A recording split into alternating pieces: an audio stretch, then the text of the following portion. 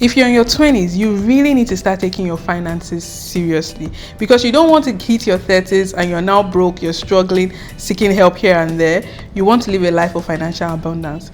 I recently clocked 30 and I did a couple of things that really helped me, build my investment portfolio to worth almost $500,000. And no, I do not come from money, because I know you're about to think about like, oh yes, you come from privilege and you have this and that. No, I actually did a lot of things that helped set me up for financial success. And I'll be sharing that with you in this video, so you can also get started and actually hit all of those money goals that you set for yourself without compromising on the quality of your lifestyle, because that is very important for me. I don't know about you. So let's jump into today's video.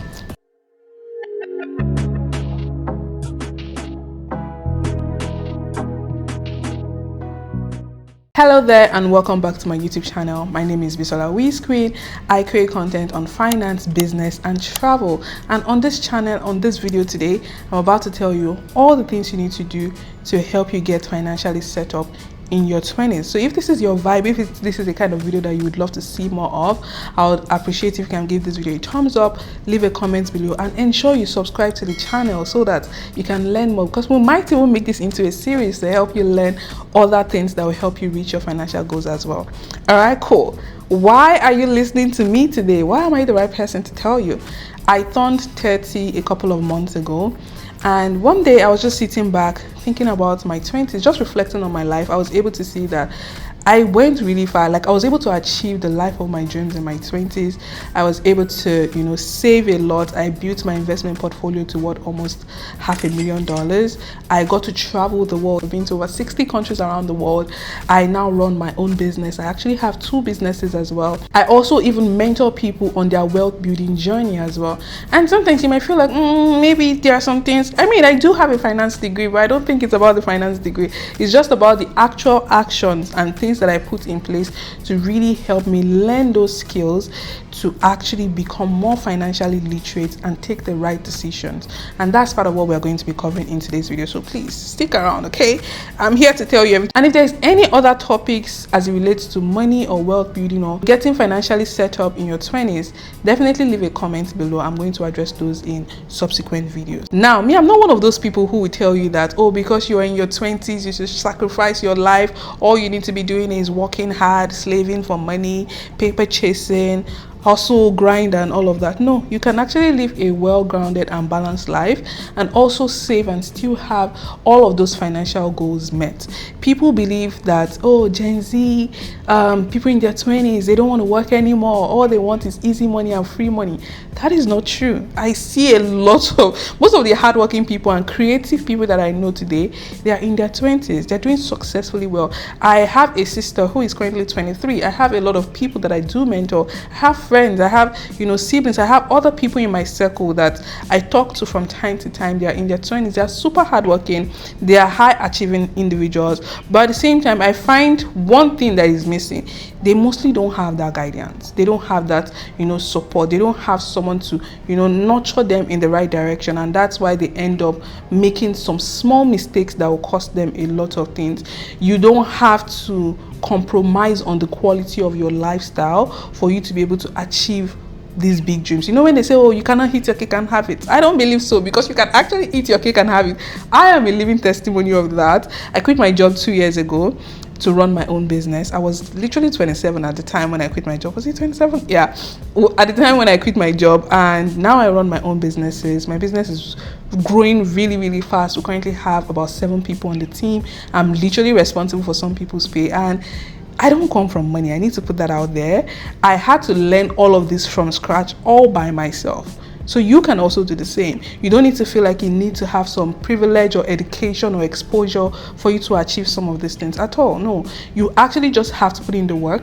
You have to learn, and you have to make some sacrifices. When I mean sacrifice, I don't mean compromising on things like your mental health or your peace of mind or things like that. I mean sacrificing things like your time to understand that, okay, I need to work more or put in more effort into my business to be able to make money, or even give more time to my career, my 9-to-5, my corporate job, or learn a new skill that will help me potentially increase my income. Things like that is what I mean about sacrifice. I'm not saying you should compromise on like your wellness or your well-being. Does that make sense? So now let's talk about the first big move that you need to make to really help you become financially stable in your 20s. Number one is increasing your income. I'm not going to lie to you. I'll still talk about budgeting. I'll still talk about saving. I'll still talk about many other things. But the first and the most important thing is your income. If you don't have consistent, stable income, then you're going to struggle. So your first and your biggest priority and focus should be to think about how you can always increase your income. Yes, you can cut back on your lifestyle, you can cut back on expenses, but you want to focus on increasing your income. And how do you do this? You need to learn high-paying income skills. And when we talk about things like this, we're talking things like sales, marketing, social media, tech skills, business management. So these are the 5 things you're going to actually put in place to help you increase your income. Number 1 is to ask for a raise. If you never ask, you would never know. If you're currently working a job, talk to your manager and see if you can ask for a raise. Companies are literally expected to increase your pay at least up to 10% in a year. I wouldn't say at least because it would depend on the country. So maybe up to 10% in a year. So ask.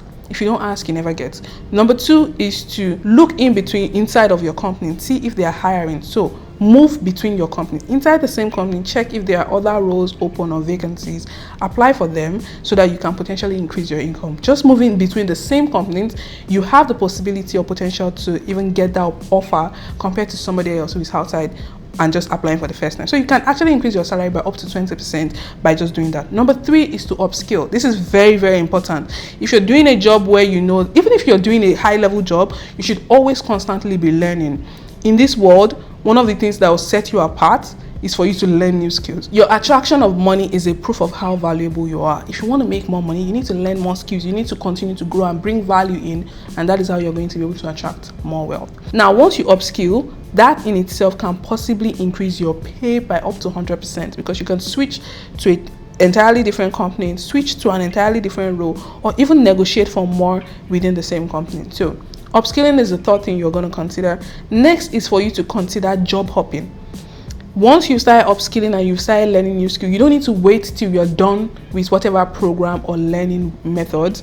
You can now move between companies, start to apply for jobs. The best time to get a new job is when you're not looking.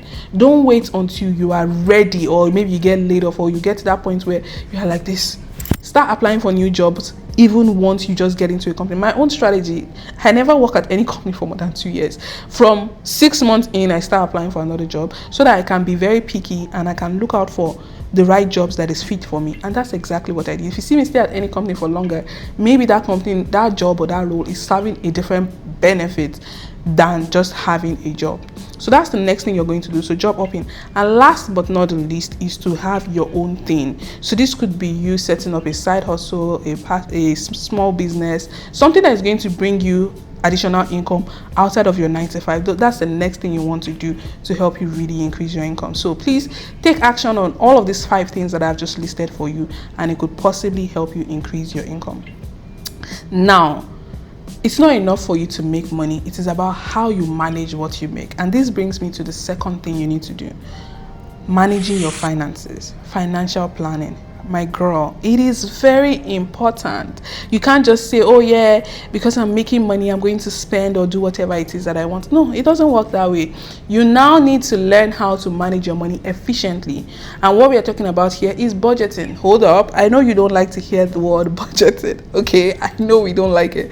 But the reality is you need to have a different mindset when you think about budgeting. Stop thinking about your budget as if it's restricting you or it's a punishment or you are depriving yourself of the good things of life. No, you can actually financially plan for all of those things that you want to accomplish for yourself. For example, for me, I love to travel. That's why I even create travel content, and I have a whole travel business. So in my 20s, what I used to do is I'll set aside money from my every bi-weekly paycheck. So at the time, I was making like my first big girl job. I think I was getting like $1,600 every other week. I would take like $200 and set it aside in a separate account for travel. I literally opened a high interest savings account, labeled it as travel, and I set money in there, $200 every other week, non-negotiable for me. Another one I had was my enjoyment fund. This is money that I use. I love going to the spa, I love getting massage, I love getting my hair done, getting my nails done. So on bi-weekly basis as well, I'll set aside $200 into that account. So that can be your demo as well. You don't have to do travel or enjoyment account. It can be what you prefer. If you're someone that is into makeup, into skincare, into perfumes, these are things that you need to look into and set up separate accounts for them. Now, my biggest pro tip is to not just put the money in a random checking account or everyday account that's not bringing you any extra value. Instead, open what is called a high interest savings account. In some countries, they call it high yield savings account. This account allows you to earn additional interest on the money you are saving. So every single month or bi-weekly, whenever you put money into that account, you're earning additional interest on top of that money. Now, even if it's just extra $20 that you get from that money, girl, it is more than enough for you to buy additional lip gloss. It's more than enough for you to buy maybe a blush or something. Now, think about that money when it compounds, that additional interest when it compounds, it becomes even more, right? So that's why it's important for you to set that money aside. And also, when you put it in a separate account, you can literally label it. That's one of my favorite things to do. I change the account name, I put it there and say maybe travel fund or enjoyment fund, so that I can just mentally distinguish and know that, okay, I'm prioritizing myself as well. This body that has worked hard also needs enjoyment and needs rest. So that's the same thing you're going to do. Make sure you have a separate account for all of those individual money goals that you have and start to dedicate money into those accounts. Now, beyond you saving, you also need to manage the money that you have. When you have a budget, your budget is doing two things for you. It's tracking the income that is coming in, which is the money you're getting from either your main income stream, your 9 to 5, or your side hustle or other businesses. You need to keep track of that. Then the budget is also helping you keep track of money that is going out. So every month in your budget, you're going to allocate maybe X amount of dollar into certain things, and your fixed expenses, your variable expenses. So when we say fixed expenses, we're talking about those money that is constant. You really need it for your everyday survival, and the amount is fixed, like your bills, your rent, your utilities, your insurance, all of those things that are fixed. So that is your fixed expense. Then we also have your variable expenses. These are expenses that could vary. There's no set amount. Maybe you going dining with your friends, all of those things. There's no set amount for it, but you can also start to budget for it in your monthly budget as well. Then next, you also want to think about maybe your savings, your investment, which we're going to get to in a bit. But at least you need to identify money that is coming in and money that is going out.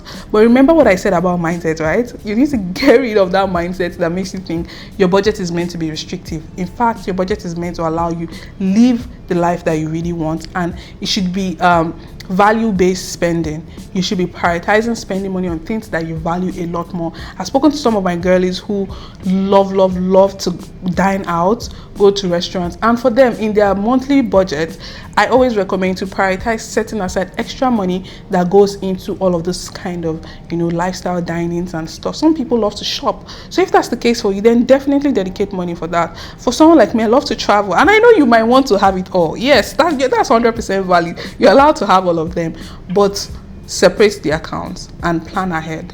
This would give you leverage. This would give you insight. If you want to travel, you can't just up and leave. You can say, okay, I want to go on a trip for my birthday. Your birthday is maybe 6 months from now or 8 months from now. Start to put aside $100, $200, $100, $200 into that travel account. Then by the end of the year or by the 6 months time, you would actually be able to take that trip without compromising on the quality of the life. Now that you have that in place, you know how to manage your money, you know how to save. The next thing is for you to start to think about investing. Okay, investing is very, very critical for wealth building. If you really want to build wealth, it's a non-negotiable, and I always recommend starting easy. I see a lot of people want to jump into investing in crypto, forex, buying real estate. I'm not saying you can't do that. You for sure can, but you need to remember that crypto, forex is not even an investment. It's day trading. Real estate, these are high risk investments.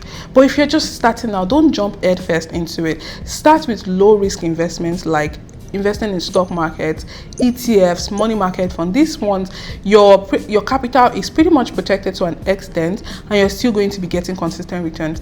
Now, you might also start to say like, oh, Bisola, but I don't even make enough money to invest. I get it. Okay, I get it. When I started investing, I started when I was making $16 an hour. Okay, so you don't need to have a lot of money to start investing. But the most important thing when you start is just to build that habit and discipline to even invest in the first place. is. So even if it's just $50 you're able to invest in a month, that's okay, because now you stop thinking of yourself like, oh, I want to invest, to actually seeing yourself as, I'm an investor.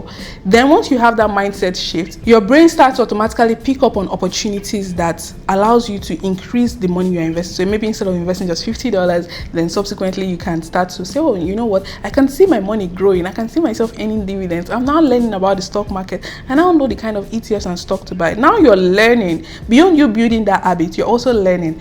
Then you can start to, increase the money. And since you're now focusing on increasing your income, you would have more money that you can actually now invest in the market. I hope this has helped you in some way, shape or form, or even inspired you to know that all hope is not lost. There's really an opportunity for you to truly build wealth, transform your finances, and live the life of your dreams in your 20s. You don't have to compromise on the quality of your lifestyle. You don't have to give up what you truly desire. You don't have to sacrifice your mental health or your peace of mind or happiness for you to truly live the life of your dreams. Okay, what we are going to do is I'll make this into a series so we can go in depth on some of these things we've spoken about, and I'll also share with you how you can prioritize and manage all of these financial goals that you are setting for yourself. Okay, let me know if you enjoy watching this video, and if you'd like to see more videos like this for your 20s series. I just turned 30. I know this is something that really helped me. A lot of people in my corner, in my circle that I've spoken to, I've given them this same advice, and I've seen that it has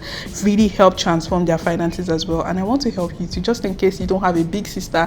I'm seeing you all as my little sister, just the same way I have a little sister that I currently coach and mentor on our journey, and she's doing really well. So I want to also be that big sister and that support for you as well. So if you really enjoy watching this video, please give it a thumbs up, subscribe to this channel, share this video with a friend, leave a comment below and let me know what other topics you'd like for me to cover, and I'll see you in the next one. Bye.